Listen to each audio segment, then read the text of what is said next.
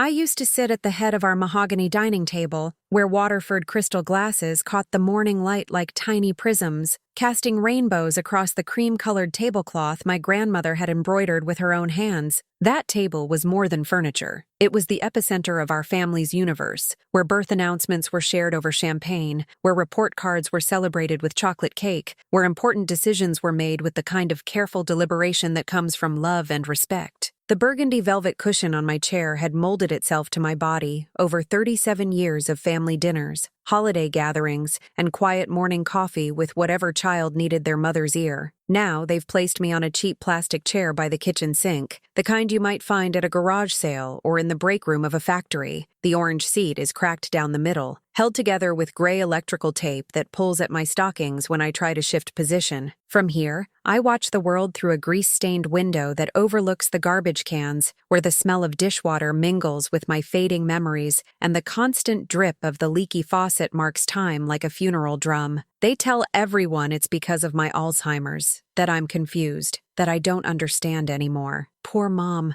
I hear Sarah whisper into her phone when she thinks I can't hear. The disease has really taken hold. She gets so agitated when we try to include her in family discussions. It's kinder this way, keeping her somewhere quiet where she can just exist. But what they don't know is that some memories burn so bright that no disease can touch them. And today, when my son Michael read the name on that envelope with trembling hands and tears in his eyes, everything I've been trying to remember finally made sense. Every stolen photograph, every forged signature, every lie told with the false sweetness of artificial concern. Before I continue, let me tell you that there are moments in life when the truth hits you like lightning in a storm, sudden, blinding, and powerful enough to illuminate everything that was hidden in darkness. This is one of those moments. The moment when love reveals itself to be manipulation, when protection shows its true face as control, when the children you raised with your own blood and tears decide that your vulnerability is their opportunity. What happened next changed everything we thought we knew about family, love, and who we really are when we think no one is watching. I can still smell the lilacs that bloomed outside our kitchen window the spring I turned 65, their purple clusters heavy with perfume that drifted through the screen door on warm April mornings. That was 15 years ago, back when my mind was sharp as the Sabatier chef's knife I used to prepare Sunday dinners for 12 people, back when I could remember not just every ingredient in my great-grandmother's apple pie recipe, but also the story of how she carried those measurements in her head when she fled Ireland, with nothing but the clothes on her back and a heart full of hope. My house was always full then, not just with people, but with life itself. The sound of children's laughter echoing off the hardwood floors I had polished every Friday for 4 decades, the smell of pot roast and fresh bread that made neighbors slow their evening walks just to breathe it in, the warmth of a home where 3 generations gathered around one table because they genuinely wanted to be there. I was Margaret Whitfield, matriarch of a family that others envied, the woman who never forgot a birthday or anniversary, who kept every tradition alive with the kind of passionate dedication that comes from understanding that family history dies when no one cares enough to preserve it. I was the one who woke at 5 a.m. every Thanksgiving to start the turkey, who spent December nights wrapping presents with corners so sharp they could cut paper, who knew without being told when one of my children needed comfort and when they needed space. My kitchen was the heart of not just our home but our neighborhood. Friends would stop by for coffee and advice. Young mothers would bring their babies for me to hold and bless. Teenagers would confide their first heartbreaks while I stirred soup and listened without judgment. My eldest daughter Sarah always sat to my right at dinner, her perfect posture matching her perfect life as a corporate lawyer specializing in estate planning, a detail that would later prove more sinister than I could have imagined. She'd discuss her cases with surgical precision, her dark hair pulled back in a French twist, so tight it seemed to mirror the control she exercised over every aspect of her existence. Even as a child, Sarah had been relentlessly organized, the kind of daughter who color-coded her homework assignments and planned her outfits a week in advance. "Mother," she would say. Never mom or mama, always mother. spoken with the kind of formal respect that somehow felt more like distance than affection. I won the Morrison case today. The family tried to contest their father's will, claiming he wasn't mentally competent when he signed it, but we had all the documentation we needed to prove otherwise. She would speak with satisfaction about these victories, about families torn apart by greed and suspicion, never seeming to notice the irony that would later consume our own lives. To my left sat David, my middle child, quieter but steady, an accountant who counted every penny and every word before speaking. David had been the easy child, the one who never got into trouble, who did his homework without being asked, who earned decent grades without drama or tears. He married young to a woman named Claire, a mouse of a person who smiled too much and talked too little, as if she was afraid that speaking above a whisper might somehow offend the universe. Their 2 children, Jessica and Brandon, seemed afraid to touch anything in my house, their small hands always clasped behind their backs,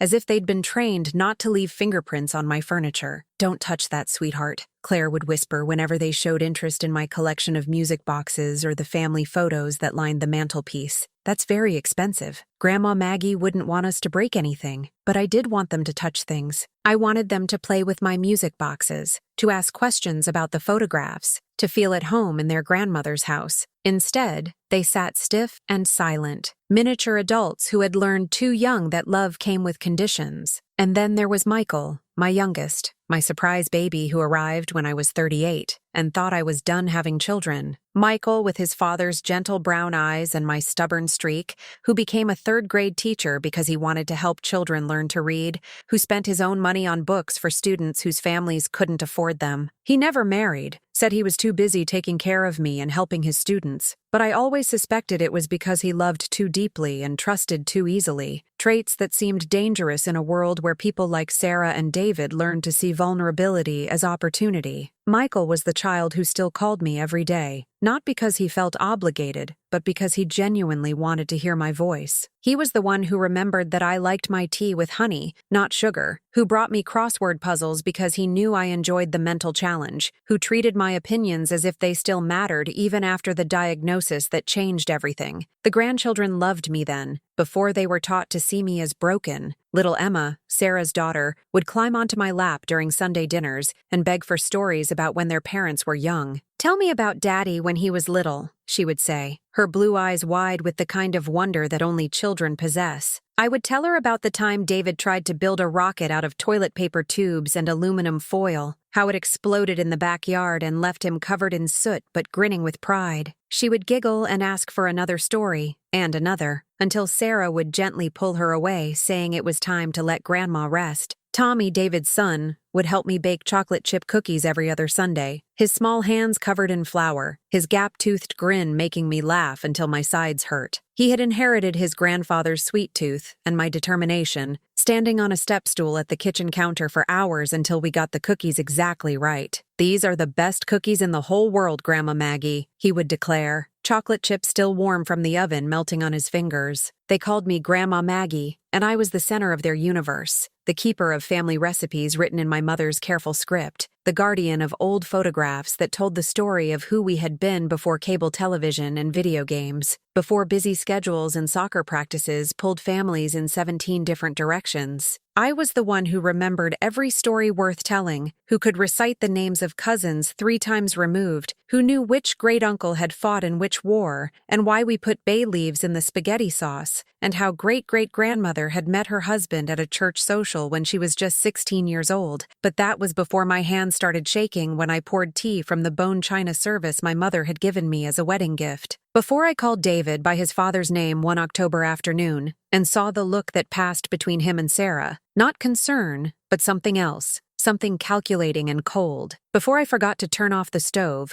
and Sarah found the kitchen full of smoke, her accusations sharper than the smell of burnt casserole that hung in the air for days. Before the word Alzheimer's entered our vocabulary like a thief in the night, stealing not just my memories, but my place in the family I had built with my own blood and tears, my own sleepless nights and selfless love. Before I learned that some children see their parents decline, not as a call to tenderness, but as an opportunity for profit. not as a reason to protect, but as a chance to possess. The first crack in my perfect family portrait appeared on a Tuesday morning in late September, when the maple leaves were just beginning to turn the color of dried blood. I was pouring tea from my grandmother's Royal Albert china teapot, the one with tiny pink rosebuds that had survived 3 generations of careful hands, when my fingers began to tremble. Not just a slight tremor, but a violent shaking that sent Earl Grey splashing across the white tablecloth like spilled secrets. "Mother!" Sarah gasped, jumping up from her chair so quickly that it scraped against the hardwood floor with a sound like fingernails on a chalkboard. "Look what you've done! That tablecloth is an antique." But it wasn't the stained fabric that made my stomach twist with dread. It was the look in her eyes. Not concern for my well-being, not worry about what might be causing this new symptom, but something else entirely. Something that looked almost like satisfaction, as if my failing hands had proven a point she'd been trying to make.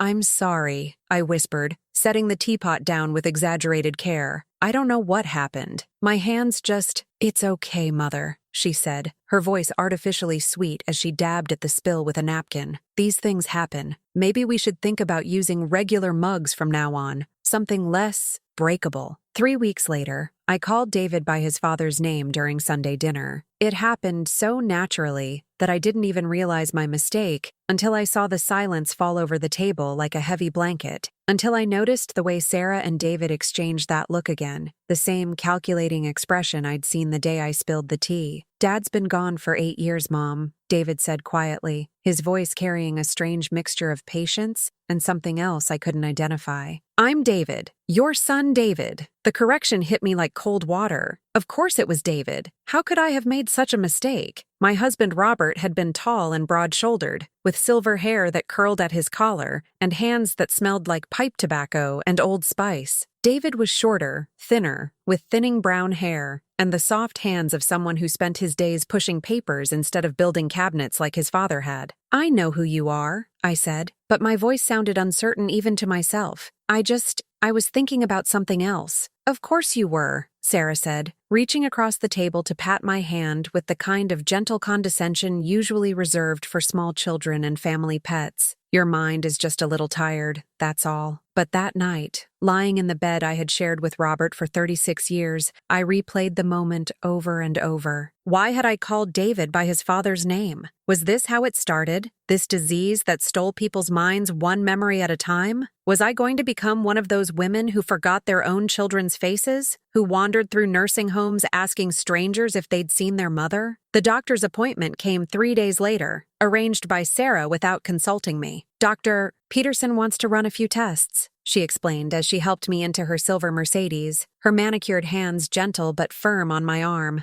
"Just routine things, nothing to worry about." But I was worried. Dr. Peterson had been our family physician for 20 years, had delivered my grandchildren and seen us through flu seasons and broken bones and Robert's final illness. He knew me, knew my sharp wit, and my stubborn independence. So why did he speak to me like I was a stranger, his voice slow and overly loud as if I were deaf as well as confused? "Mrs. Whitfield," he said, consulting a chart that seemed thicker than it should be, "your daughter tells me you've been having some memory issues, some confusion about people and places." "Some," I admitted, because lying would serve no purpose, "but nothing serious. I just get tired sometimes." He asked me questions then, simple ones that made me feel like a child taking a test I hadn't studied for. What year was it? Who was the president? What did I have for breakfast? I answered them all correctly, but I could see something in his eyes that made my chest tight with anxiety. "I'm going to recommend some tests," he said finally. "An MRI, some cognitive assessments, just to be safe." The tests came back with words that changed everything. Early-stage Alzheimer's disease, probable dementia with mild cognitive impairment, a future measured not in years, but in stages of decline, each one stripping away another piece of who I had always been. Sarah cried when she heard the diagnosis, real tears that streaked her carefully applied makeup and made her look younger, more vulnerable. "Oh, Mother," she whispered, pulling me into a hug that smelled like expensive perfume and desperate sorrow. "We're going to take such good care of you. You don't have to worry about anything anymore." But even as she held me, even as she promised protection and care, I felt something shift in the air around us. It was subtle at first, like the way the atmosphere changes before a storm, a heaviness, a sense of impending change that made the hair on my arm stand up.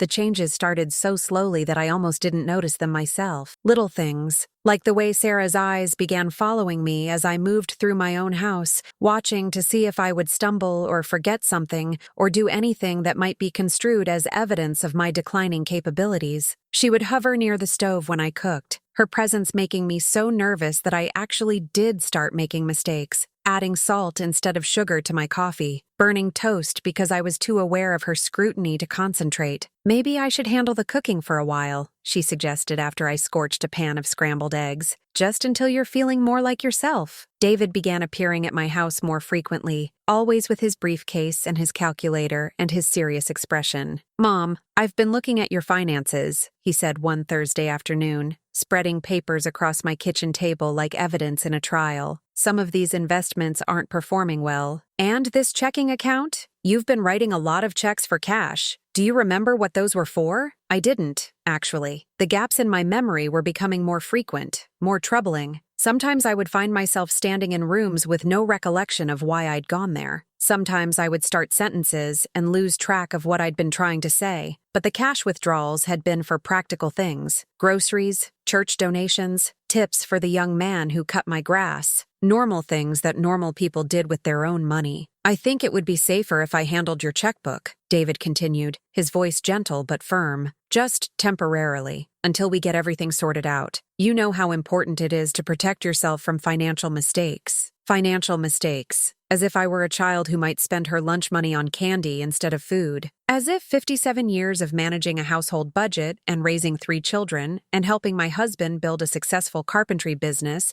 meant nothing in the face of this diagnosis that seemed to erase everything I had ever accomplished. "I can manage my own money," I said, but my protest sounded weak even to myself. "Of course you can," Sarah said, appearing in the kitchen doorway as if she'd been listening from the hall. "But why should you have to? David is so good with numbers and you've always said you hated balancing the checkbook. This way you can focus on the things you enjoy instead of worrying about bills and investments." They made it sound like a gift, this gradual stripping away of my autonomy. They spoke in soft, reasonable voices about protection and safety and making my life easier. But with every freedom they took away, I felt myself disappearing a little more. The conversations began stopping when I entered a room, cut off mid-sentence with the kind of abrupt silence that could only mean they'd been talking about me. When I asked what they'd been discussing, they would exchange those looks again and launch into bright, artificial conversations about the weather or how pretty my dress looked, as if I had become a child who needed to be distracted with compliments and meaningless chatter. "Mom, why don't you sit here today?" Sarah would say during Sunday dinners, guiding me away from my traditional place at the head of the table to a chair pushed against the wall by the kitchen window. "The light is so nice here, and you can watch the birds in the garden. Doesn't that sound peaceful?" But I didn't want to watch birds. I wanted to sit with my family, to participate in their conversations, to feel like I still belonged in my own house. Instead, I found myself relegated to the sidelines, literally and figuratively, watching my children and grandchildren talk around me as if I were a piece of furniture that couldn't be moved but didn't really belong in the room. The signs became stranger, more unsettling, making my stomach twist with an unease I couldn't quite name or articulate. Family photographs began disappearing from the mantelpiece where they had stood for decades, pictures of birthdays and graduations and holidays,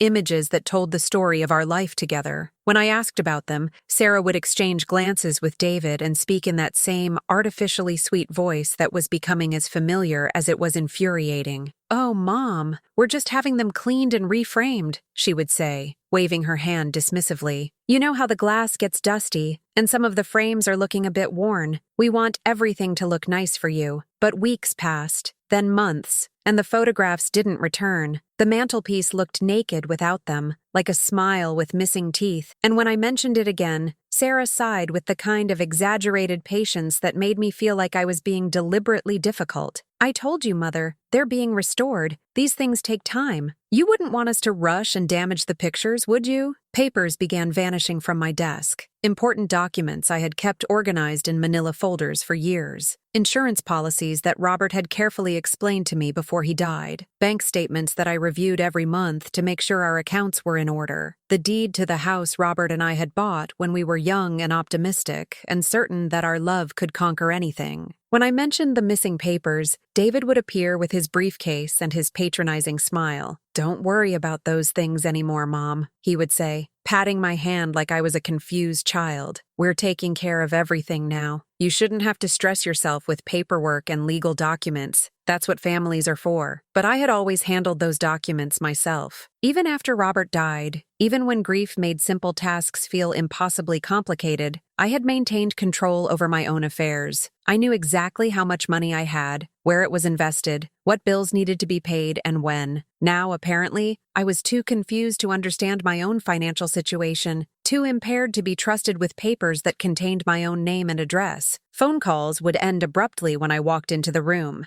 Conversations cut off with sharp clicks and guilty expressions. "That was just the insurance company," Sarah would say, or David would claim it had been a wrong number, but their faces told different stories. They looked like children caught with their hands in the cookie jar, like people who had secrets they didn't want to share. Whispered conversations began happening behind closed doors, voices too low for me to understand but urgent enough to make my heart race with anxiety. What were they discussing that required such secrecy? What decisions were being made about my life without my input or consent? Rules began appearing overnight, restrictions on my behavior that no one had bothered to discuss with me beforehand. "Don't answer the phone, Mom. We'll get it," Sarah would say when the telephone rang. "You know how those telemarketers can be so confusing. Don't go to the mailbox. The steps might be icy," David would add, even on warm spring days when ice was nothing but a distant memory. "Don't talk to Mrs. Henderson next door," they would warn with unusual urgency. "She's been spreading rumors about the family. You know how some people are. They love to gossip about things they don't understand." But Mrs. Henderson had been my neighbor for 15 years, a quiet woman who kept to herself and had never shown any inclination toward gossip or malice. What rumors could she possibly be spreading? What was there about our family that warranted such secrecy and defensive maneuvering? My jewelry box, the mahogany treasure chest that had sat on my dresser for 43 years, disappeared on a Tuesday while I was napping in my chair by the window. I woke to find the lace doily still there, still precisely positioned where the box had always been, but the box itself was gone. Along with it went my engagement ring that I'd stopped wearing when arthritis made my fingers swell, my grandmother's pearl necklace that I'd planned to pass down to Emma when she turned 16, my mother's wedding band that I'd saved as a reminder of love that lasted 62 years. When I asked about it, my heart pounding with the kind of panic that comes from losing something irreplaceable, Sarah's response was quick and well-rehearsed. "Oh, we moved it to the safe for security, Mother. You know how valuable those pieces are, and with all the break-ins in the neighborhood lately. Well, we just thought it would be safer locked up." "What safe?" I asked, because Robert and I had never owned a safe,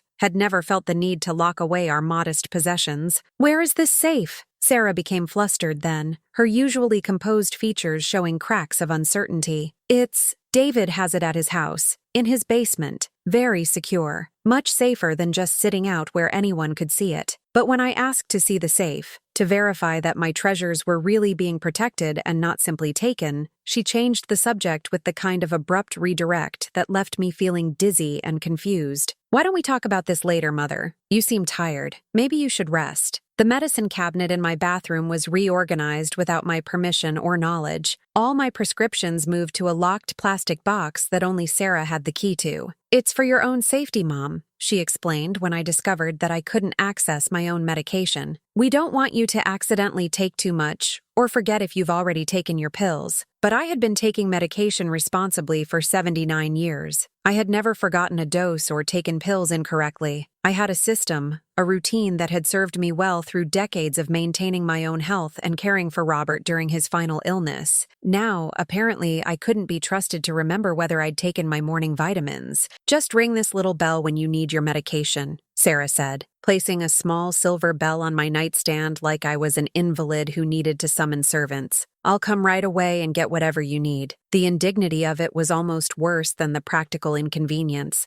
At 79 years old, After raising 3 children and burying a husband and surviving more challenges than most people face in 2 lifetimes, I was being treated like a child who couldn't be trusted with her own pill bottles. But I wasn't forgetting. Not everything. Not the important things that really mattered. The memories that defined who I was beneath this diagnosis that seemed to eclipse everything else about my identity. I remembered the way my husband's voice would soften when he read bedtime stories to our children, how he would change his tone for different characters, gruff for the bears, sweet for Goldilocks, mysterious for the fairy godmother. I remembered the exact shade of blue in Michael's eyes the day he was born, that perfect newborn blue that seemed to hold all the sky and promise in the world. I remembered the taste of my mother's apple pie, the way the cinnamon would hit your tongue first, followed by the sweetness of the apples she'd picked herself from our backyard tree, followed by the buttery richness of a crust so perfect it could make you weep with nostalgia. I remembered the way the house smelled on Christmas morning when the children were small. Pine from the tree Robert would cut himself from the lot on Highway 9. Vanilla from the cookies I'd baked the night before. Coffee brewing in the percolator that had been a wedding gift from his mother. And underneath it all, the subtle scent of excitement that only comes from children who believe in magic. What I was starting to remember, with a clarity that cut through the fog they said clouded my mind like sunlight breaking through storm clouds, were things I had pushed away years ago. Conversations I had overheard but chosen to ignore because confronting them would have meant admitting that the children I'd raised might not be the people I'd hoped they would become. I remembered Sarah at 16, standing in the kitchen doorway listening while I argued with Robert about college expenses. "Don't worry about the money," I'd said. "We'll find a way. Education is an investment in her future." But Sarah's face in that moment had been calculating, cold, as if she was already mentally dividing up assets that weren't hers to claim. I remembered David at 22, fresh out of college with his accounting degree, asking pointed questions about life insurance policies and retirement accounts.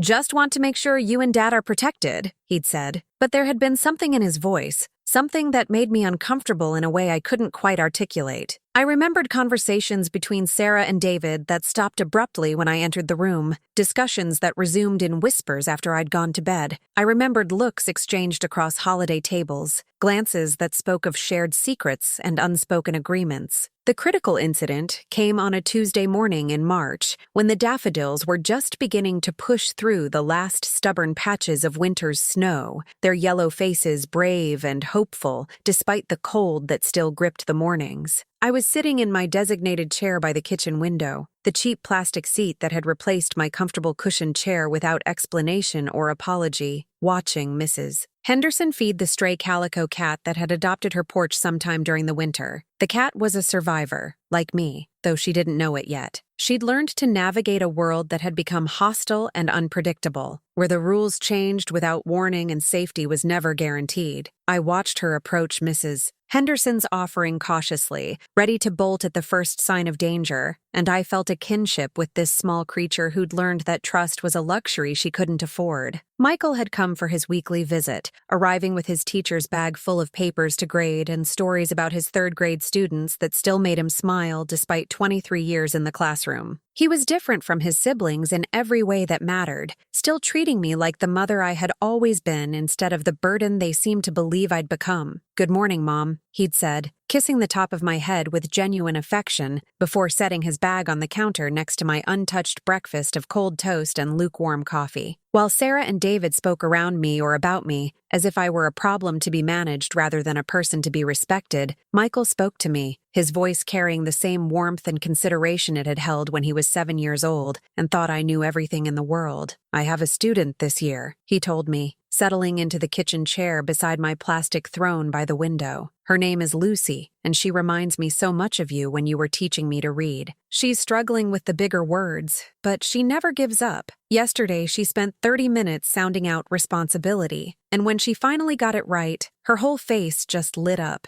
I thought of you immediately. It was the kind of story that made my heart swell with pride and love, the kind of moment that reminded me why I'd fallen in love with this gentle man who'd chosen to spend his life nurturing young minds instead of accumulating wealth or status symbols. Michael saw people, really saw them, in ways that his siblings seemed incapable of doing. "I'll get the mail, Mom," he said, when the familiar screech of the mail truck's brakes announced the postman's arrival. Through the window, I watched him sort through the usual collection of bills and advertisements and fundraising requests, his brow furrowing as he examined something more carefully. The envelope was large, manila-colored, with the kind of formal weight that suggested important documents inside. I could see Michael's face change as he read the return address, watched color drain from his cheeks like water from a broken dam. His hands began trembling, not with the palsy that sometimes affected my own fingers, but with the kind of shock that comes from discovering something that changes everything you thought you knew about the world. When he came back inside, his footsteps were different, heavier. The easy confidence he'd carried into the house was gone, replaced by something that looked like grief mixed with rage, sorrow tangled up with betrayal so complete it seemed to have stolen his breath. "Mom," he said,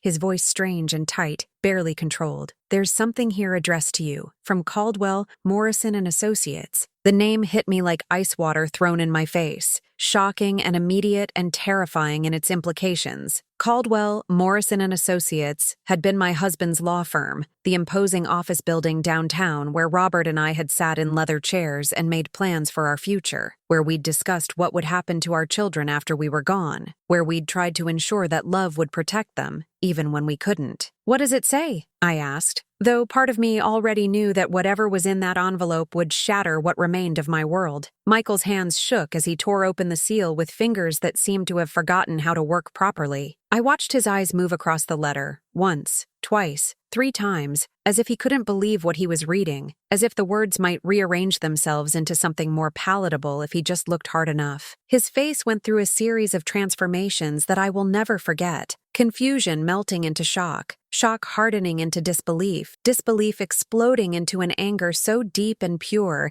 it seemed to change the very air around him. When he finally looked up at me, tears were streaming down his cheeks unchecked. "Mom," he whispered, and his voice broke on the word like a child's. "This is a notice about your estate, about a power of attorney transfer that was filed 3 months ago. It says here that Sarah and David have been granted full control of your assets, your property, everything Dad left you, everything you worked for your entire life." The words seemed to echo in the kitchen, bouncing off the walls like accusations looking for someone to blame. Power of attorney, full control, everything Dad left you. The phrases swirled in my mind like debris in a tornado, destructive and chaotic and impossible to grasp. "It says you were declared mentally incompetent," Michael continued, his voice growing stronger with each word, anger overtaking shock. "Incompetent to manage your own affairs." "But Mom," he paused, looking at the letter again, as if it might have changed while he wasn't looking. "But Mom," he repeated, his voice rising with indignation and disbelief, "you never signed this. This signature at the bottom? I've seen your signature 1,000 times, on birthday cards and school permission slips and Christmas presents. This isn't your handwriting. This isn't your signature at all." He thrust the letter toward me with shaking hands, pointing to a scrawled signature at the bottom that looked nothing like the careful script I'd been perfecting for 79 years. Someone had forged my name, had literally stolen my identity to commit what could only be described as the ultimate betrayal. "And look at the date," Michael said, his finger stabbing at the paper. "March 15th, 3 months ago. Do you remember what you were doing 3 months ago, Mom?" I did remember. 3 months ago, I had been driving myself to the grocery store twice a week, navigating the familiar streets of our neighborhood with the same confidence I'd had for 40 years. 3 months ago, I had been managing my own checkbook, paying my own bills, making my own decisions about my own life. 3 months ago, I had been attending my book club meetings and volunteering at the church food pantry and helping Michael grade papers for his most challenging students. 3 months ago, I had been mentally competent by any reasonable definition of the term. Forgetful sometimes? Yes. Confused occasionally, certainly, but competent enough to live independently, to make rational decisions, to understand the consequences of my actions. The revelation hit me with the force of a physical blow, a punch to the stomach that left me gasping for air that suddenly seemed too thin to sustain life. My own children, the babies I had nursed through fever and nightmares, the toddlers I had taught to walk and talk and tie their shoes, the teenagers I had supported through heartbreak and disappointment, and the million small crises that shape young lives,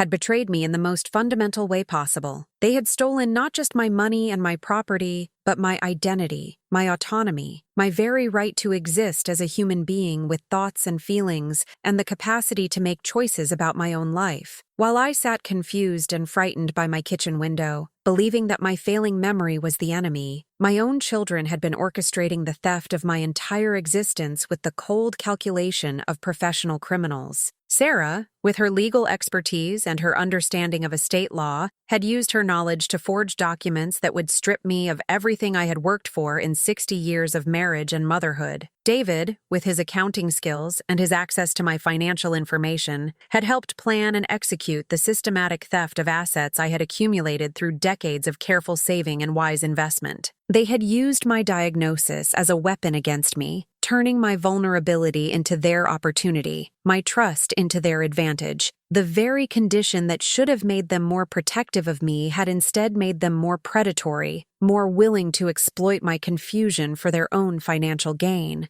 I felt the walls of my world crumble around me like a house built on sand, everything I thought I knew about my family dissolving in the acid of this terrible truth. Everything I had believed about love, about family loyalty, about the security I had thought my children would provide in my old age, was revealed to be nothing more than an elaborate fiction designed to keep me compliant, while they robbed me blind. The plastic chair by the kitchen window became a symbol of everything I had lost, everything that had been taken from me without my consent or knowledge. They hadn't moved me there because of my Alzheimer's. They had positioned me there like a chess piece, strategically placed where I could be monitored and controlled while they dismantled my life piece by piece. They wanted me to feel small, powerless, forgotten, removed from the center of family life where I had reigned for 60 years. I understood now why they had been so insistent that I sit there instead of at the head of my own table. From that plastic chair, I couldn't see the important documents they were shuffling between briefcases. I couldn't overhear the phone conversations that were deciding my fate. I couldn't participate in discussions about my own future, my own finances, my own existence. The chair was both my prison and my punishment, a constant reminder that I was no longer the matriarch of this family, but rather a problem to be managed, an obstacle to be overcome, a bank account waiting to be emptied by people who had learned to see my love as a weakness to exploit. I began to sob then, not the gentle tears of an elderly woman mourning her fading memories, but the broken, animal wails of someone whose entire identity had been ripped away like flesh from bone. These weren't tears of sadness. They were tears of rage, of betrayal so complete it felt like dying while still breathing, of grief for the children I thought I had raised, but who had apparently never existed except in my own desperate imagination. I mourned for the trust I had placed in children who saw me as nothing more than an inheritance delayed, a treasure chest locked away until the right combination of legal documents could spring it open. I grieved for the years I might have left, years that would now be spent as a prisoner in my own home, dependent on people who had already proven they would sacrifice my dignity, my autonomy, my very humanity for their own financial gain. But more than anything, I mourned for the mother I had been, the woman who had believed that love could protect her children from becoming the kind of people who would steal from their own mother. I had failed them somehow, failed to teach them that some things were more important than money, that family meant protection rather than exploitation, that caring for aging parents was a privilege rather than a burden. Where had I gone wrong? Had I given them too much? Too little? Had I been too trusting? Too willing to believe that the values Robert and I had tried to instill would somehow survive the corrupting influence of greed and entitlement? Had I failed to see the signs of the people they were becoming, or had I seen them and chosen willful blindness because the truth was too painful to confront? I remembered Sarah as a little girl, maybe 6 years old, demanding to know why she had to share her Halloween candy with her brothers. "It's mine," she had said, clutching the bag to her chest with surprising ferocity. "I walked all those blocks and knocked on all those doors. Why should I give it to them?"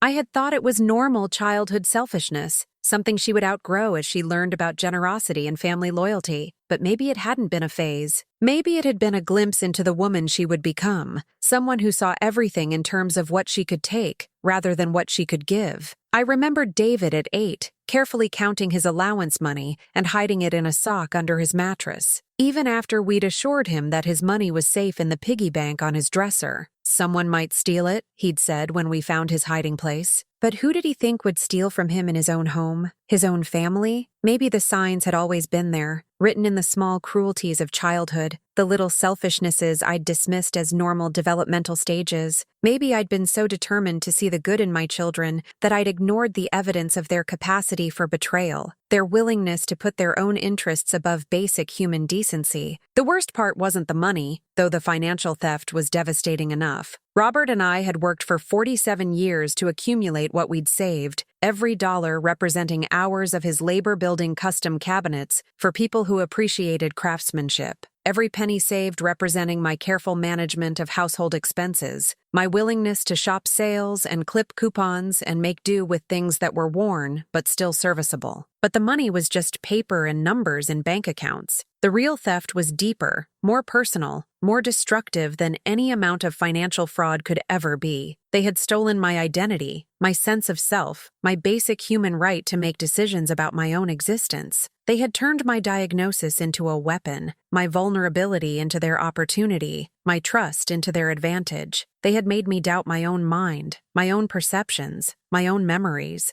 Every time I questioned their behavior, every time I felt uneasy about their increasing control over my life, they had made me wonder if I was just being paranoid, just imagining things that weren't really there. They had gaslighted me so effectively that I had begun to question my own sanity, to wonder if my confusion was worse than I'd thought, if I really was as incompetent as they claimed. The isolation had been the cruelest part. By controlling my access to neighbors, to friends, to anyone who might have noticed that something was wrong, they had ensured that I had no one to turn to for help, no one to validate my growing suspicions that their care was actually imprisonment, their protection actually exploitation. Mrs. Henderson had tried to reach me, I realized now. Those times when Sarah had warned me not to talk to her, claiming she was spreading rumors, Mrs. Henderson had probably been trying to tell me what she'd witnessed, the moving trucks and the strange men and all the evidence of the systematic theft of my belongings. But I'd been trained to mistrust my own instincts, to defer to my children's judgment about who was safe and who wasn't. Michael knelt beside my chair and took my hands in his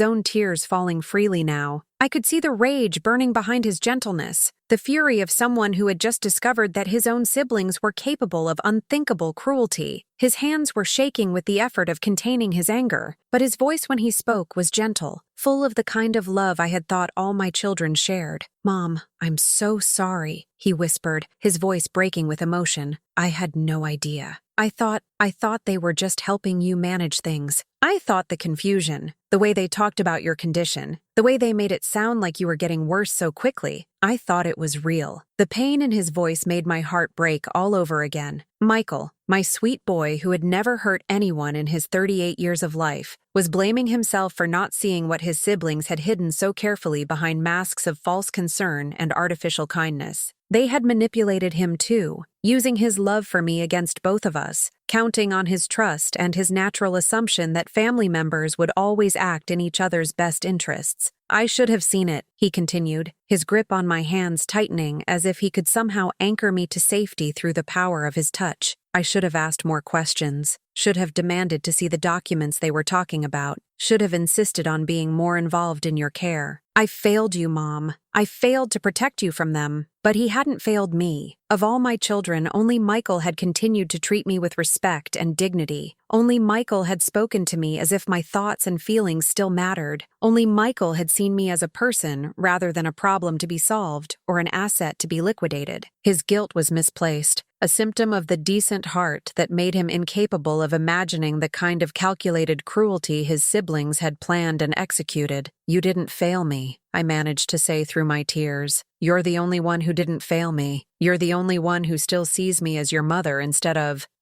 whatever they see when they look at me." We sat there crying together in my kitchen, surrounded by the remnants of a life that had been systematically stripped away while I watched in confusion, believing my own children when they told me it was for my own good. The late morning sunlight streaming through the grease-stained window seemed to mock us with its cheerful brightness, illuminating a scene of devastation that no amount of light could make beautiful. I felt hollowed out, emptied of everything I had thought I knew about my family, about love, about the basic human decency I had assumed was universal among people who shared blood and history, and 40 years of shared meals around my dining room table. The betrayal was so complete, so carefully planned and executed, that it seemed almost impressive in its thoroughness, if it hadn't been my own life being destroyed by people I had loved unconditionally since the moment they drew their first breath. But as we sat there in our shared grief and rage, something else began to stir in the wreckage of my shattered world. It started small, like the first green shoot pushing through concrete, like the first spark that would eventually become a fire. It was anger, yes, but it was also something more powerful than anger. It was the kind of fury that comes from being underestimated, from being dismissed as weak when you're actually just wounded, from being written off as helpless when you're actually just gathering strength for the fight ahead. I thought about Robert, about the husband who had loved me for 47 years, and who had tried even in death to protect me from exactly this kind of betrayal. He had known something I hadn't wanted to acknowledge, that money can corrupt even the people we love most, that desperation or greed or entitlement can transform children into strangers, that parents need protection from their own offspring just as much as children sometimes need protection from their parents. If Robert's legal arrangements were being violated, if the power of attorney documents were fraudulent, then there had to be a way to fight back. There had to be someone who could help me reclaim not just my money and my property, but my dignity, my autonomy, my basic right to exist as a human being with the capacity to make decisions about my own life. I looked at Michael, at this son who had remained faithful when faith seemed impossible, who had chosen love over profit and decency over convenience. In his eyes I saw not pity or condescension, but recognition. He still saw me as Margaret Whitfield, as the mother who had raised him, as a woman worthy of respect and protection and justice. "We're going to fight this," I said, and my voice was stronger than it had been in months. "I don't care how long it takes or how hard it is. I won't let them get away with this. I won't let them steal my life and then pretend it was for my own good." Michael nodded, wiping his eyes with the back of his hand. "We'll fight it together, Mom. We'll get everything back. Your money, your house, your independence, all of it." But even as I spoke the words, even as I felt the first stirrings of hope and determination, part of me wondered if it was already too late.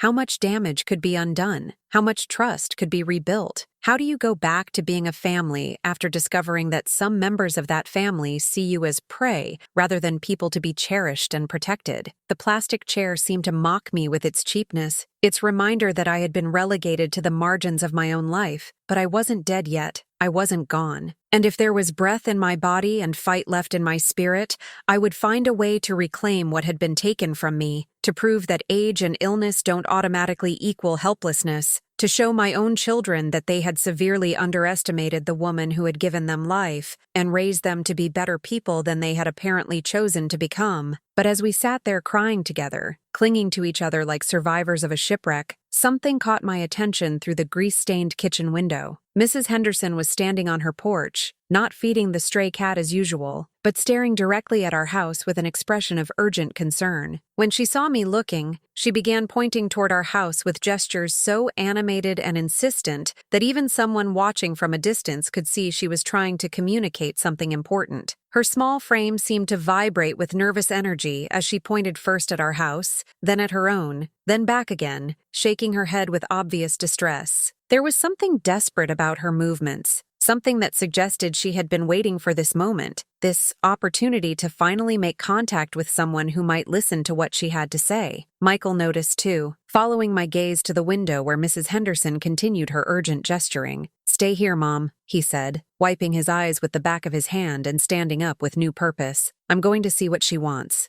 I watched through the window as he walked across the yard to Mrs. Henderson's porch, his teacher's stride still carrying the authority he used to command respect from unruly third graders. Mrs. Henderson was a small woman in her 70s, someone I had exchanged pleasantries with for 15 years, but had never really gotten to know beyond discussions of weather and gardening and the occasional borrowed cup of sugar. She grabbed Michael's arm the moment he reached her porch, her movements quick and urgent as she began talking rapidly, gesturing toward our house and shaking her head with obvious distress. Even from a distance, I could see the concern written across her weathered features, the kind of worry that comes from witnessing something terrible and being powerless to stop it. Their conversation lasted nearly 10 minutes. Mrs. Henderson talking and pointing and occasionally disappearing into her house before returning with what appeared to be papers or photographs. Michael's posture changed as she spoke, his shoulders straightening with the kind of attention he gave to students who were trying to tell him about problems at home, the focused listening that had made him such an effective teacher and trusted adult in young lives. When Michael finally returned, he was carrying a manila folder that looked worn from handling, its edges soft and creased as if it had been opened and closed many times. His face had transformed again, but this time the change was different. Shock and anger were being replaced by something that looked like hope, mixed with determination. The expression of someone who had just been handed the tools they needed to fight back. "Mom," he said, his voice filled with a new kind of excitement that made my heart race with possibility. "Mrs. Henderson has been trying to reach you for months. She's been watching the house because she was worried about you, and she's seen things. She's documented everything." He opened the folder to reveal photographs, dozens of them,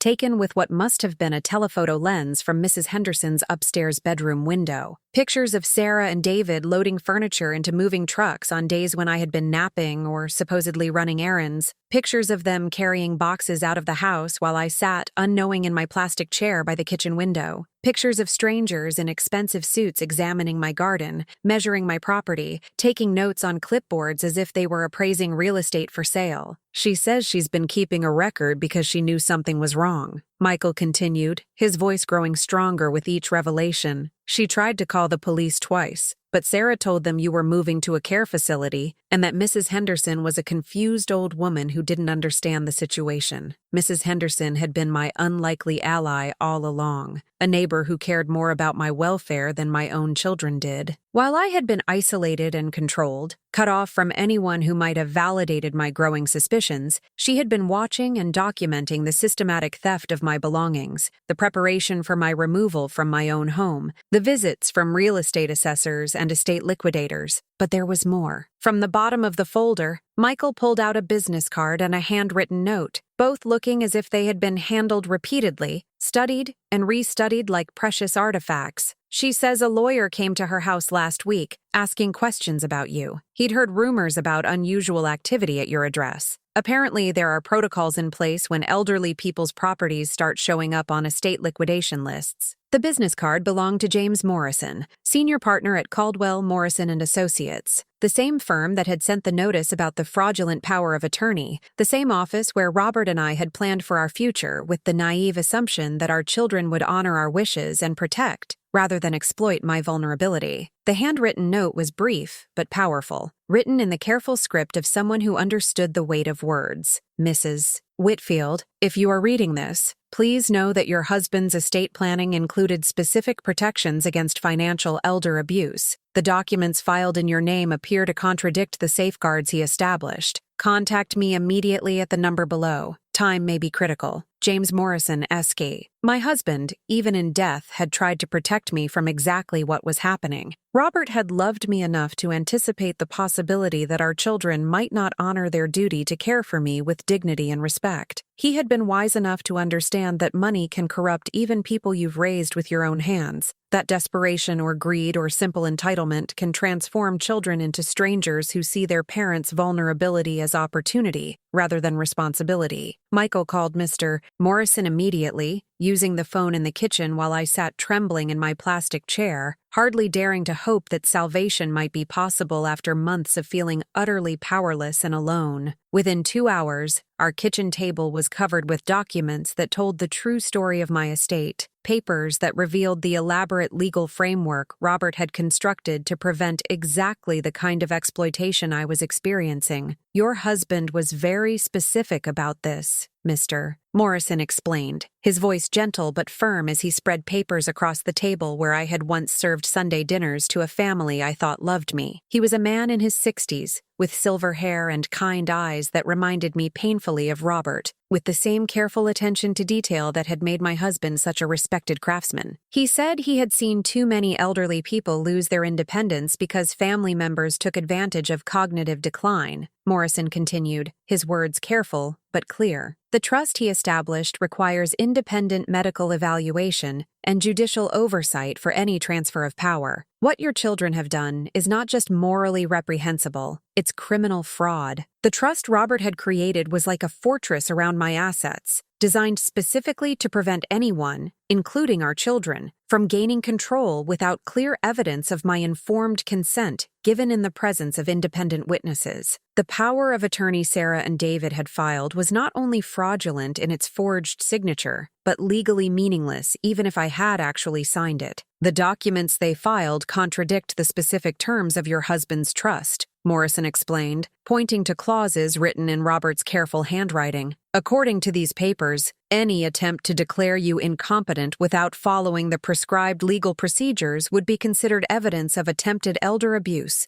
grounds for immediate investigation and prosecution. Robert had even anticipated the possibility that I might be isolated from help, that my access to legal counsel might be restricted by people claiming to act in my best interests. He had arranged for periodic welfare checks, automatic notifications to be sent to multiple law firms if certain legal documents were filed in my name, and emergency contacts who were required to be notified of any significant changes to my living situation or financial status. The investigation moved quickly after that, like dominoes falling in a predetermined pattern. Bank records showed that Sarah and David had been siphoning money from my accounts for over a year, using their access to my mail and my trust in them to hide their theft. They had sold family heirlooms, my mother's china, my grandmother's jewelry, pieces of furniture that had been passed down through 3 generations, and deposited the proceeds in accounts that only they could access. They had even taken out a reverse mortgage on my house, using forged documents to claim I had agreed to the transaction. The monthly payments were being sent to an account they controlled, slowly eating away at the equity Robert and I had built over 47 years of marriage while I sat unknowing in my kitchen chair, believing their lies about taking care of my financial needs. When confronted with the evidence, Sarah's perfect composure finally cracked. Standing in my living room surrounded by lawyers and police officers, she tried to justify their actions by claiming they were protecting me from myself, their voices rising with the kind of defensive anger that comes from people who know they've been caught but refuse to admit wrongdoing. "She's sick," Sarah kept saying, her carefully styled hair coming loose from its pins, her designer suit wrinkled from the stress of being exposed. "She can't make rational decisions anymore. Someone had to take control before she lost everything. We were trying to preserve her assets for her own good." But her protestations rang hollow in the face of the evidence. The forged signatures, the secret bank accounts, the systematic isolation and gaslighting. These weren't the actions of children trying to protect their mother. These were the calculated moves of criminals who had used their intimate knowledge of my routines, my trust, my love for them to orchestrate the perfect theft. David's reaction was worse than Sarah's because it was so coldly unemotional, so devoid of remorse or shame. He showed no guilt about what they had done, only anger at being caught, only frustration that their carefully laid plans had been disrupted by an interfering neighbor and a brother who cared more about justice than family loyalty. "She would have lost it all anyway," he said, his voice mechanical and detached, as if he were discussing a business transaction rather than the systematic abuse of his own mother. "Nursing home care costs thousands of dollars a month. At least this way, the family keeps the money instead of some corporation. We deserved it after everything we've done for her, everything they had done for me." The phrase echoed in my mind as I realized how completely they had rewritten our family history to justify their theft. In their minds, the years I had spent raising them, the sleepless nights when they were sick, the sacrifices Robert and I had made to pay for their education, the unconditional love I had given them for 40 years, had somehow created a debt they were entitled to collect through fraud and manipulation. They saw my vulnerability not as a reason to protect me, but as an opportunity to finally claim what they believed they were owed. They had convinced themselves that caring for aging parents was such a burden that it justified stealing from them, that my diagnosis gave them the right to take control of my life and assets without my consent or knowledge. The legal resolution came swiftly, like justice that had been waiting in the wings for its cue to enter. All fraudulent documents were voided, the stolen money was ordered returned to my accounts, and Sarah and David were banned from any contact with me or my estate. They were charged with elder abuse, fraud, identity theft, and conspiracy. charges that would follow them for the rest of their lives, ensuring that their professional reputations would be as damaged as their relationships with their remaining family members. The reverse mortgage was declared invalid due to the fraudulent nature of the documentation, and the house that had been my home for 43 years remained mine. The bank accounts were restored to my control, with additional safeguards put in place to prevent any future unauthorized access. Most importantly, I was declared mentally competent by 3 independent physicians, their reports confirming that while I did have early-stage Alzheimer's, I was fully capable of making informed decisions about my own life and finances. But more than the financial restitution, more than the legal vindication, I reclaimed something far more valuable, my place at the head of my own table. The first thing Michael and I did after the legal proceedings were complete was to throw away that plastic chair by the kitchen window, hauling it to the curb like the symbol of humiliation it had become. In its place, we put nothing, just empty space where a reminder of my imprisonment had once stood. Because some symbols of degradation don't deserve to be repurposed or recycled, they deserve to be forgotten, erased from the landscape of memory as completely as possible. My dining room table was restored to its proper configuration, with my burgundy cushioned chair returned to its rightful place at the head where I had presided over 40 years of family meals and important conversations. The Waterford crystal was brought out of storage, polished until it gleamed like captured starlight, ready to catch the morning sun in tiny rainbows that danced across the cream-colored tablecloth my grandmother had embroidered with such love and care. Michael moved in with me, not as a caretaker or guardian, but as a companion and protector who understood that independence and safety could coexist with the right support and respect. We installed security cameras and changed all the locks, precautions that felt necessary after learning how extensively my privacy had been violated by people who should have been my most trusted protectors. Mrs. Henderson became a true friend, stopping by daily for tea and conversation in the living room where we could sit as equals, 2 women who had survived betrayal and isolation to find unexpected friendship in our later years. She told me stories about her own family, about children who had moved away but still called weekly, about grandchildren who sent her pictures and letters because they genuinely missed their grandmother rather than seeing her as a burden or opportunity. The grandchildren, once they learned the truth about what their parents had done, chose to maintain relationships with me, despite their parents' disgrace and criminal charges. Emma and Tommy began visiting regularly again, helping me create new memories that weren't tainted by the manipulation and lies that had poisoned our family relationships for so long. "I'm sorry about Mom and Dad," Emma said during one visit, her 12-year-old wisdom somehow more mature than her parents' judgment had ever been. "What they did was wrong. Really, really wrong. But you're still our grandma, and we still love you." Those words meant more to me than all the restored bank accounts and legal vindications combined. To know that some members of my family still saw me as a person worthy of love, rather than an obstacle to their inheritance, gave me hope that the damage could be healed, that family could still mean something more than shared DNA and mutual obligation. My Alzheimer's is real, and there are still days when I struggle to remember names or faces, or where I put my keys. But I also learned that my confusion had been magnified and exploited by the gaslighting and manipulation of people who wanted me to believe I was more impaired than I actually was. When I was allowed to live with dignity, when I was treated as a person rather than a burden, my mind cleared in ways that surprised even my doctors. The stress of emotional abuse can significantly worsen cognitive symptoms, Dr. Peterson explained during a follow-up appointment. When patients feel safe and respected, when they're not constantly doubting their own perceptions, they often show marked improvement in mental clarity and decision-making ability. I still sit by the kitchen window sometimes, but now it's by choice, in a comfortable recliner that Michael bought for me, one that sits wherever I want it to sit, whenever I want to sit there. The view is the same, but everything else has changed. I watch the seasons change through glass that's been cleaned and cleared of grease stains. I wave to neighbors who are free to wave back. I feed the birds that gather in my garden because I choose to share my bread with creatures who appreciate simple kindness.